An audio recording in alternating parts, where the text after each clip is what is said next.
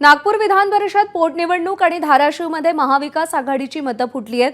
नागपूरमध्ये भाजपचे राजीव पोद्दार विजयी झालेत। काँग्रेसच्या अतुल लोंढेंचा पराभव झालाय। भाजपला 682 आणि काँग्रेसला 130 मतं मिळाली आहेत। महाविकास आघाडीकडे 211 मतं असताना काँग्रेसच्या उमेदवाराला फक्त 130 मतं मिळाली आहेत। त्यामुळे महाविकास आघाडीची 81 मतं फुटली आहेत, तर तिकडे धाराशिवमध्येही महाविकास आघाडीची 150 मतं फुटली आहेत।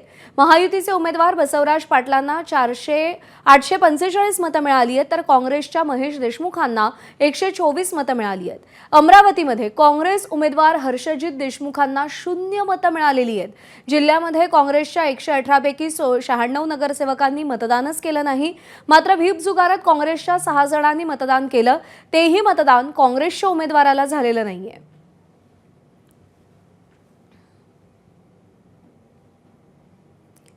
तर नागपूर असेल किंवा अमरावती असेल, धाराशिव असेल, या ठिकाणी महाविकास आघाडीची मतं फुटलेली आहेत।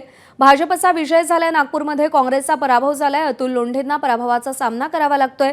धाराशिवमध्ये देखील महाविकास आघाडीची मतं फुटली आहेत। भाजपच्या बसवराज पाटलांना अधिकची मतं मिळाली आहेत, तर अमरावतीमध्ये हर्षजित देशमुख यांना तर 0 मतं मिळालेली आहेत। एकही मत त्यांना मिळालेलं नाहीये। 96 नगरसेवकांनी काँग्रेसच्या मतदानच केलेलं नव्हतं। 6 नगरसेवकांनी व्हीप जुगारात मतदान केलं, पण ती मतं सुद्धा काँग्रेसच्या पारड्यात गेलेली नाहीत। मग ती मतं नेमकी कुणाकडे गेली, हा देखील प्रश्न आहे। एबीपी माझा, उघडा डोळे बघा नीट।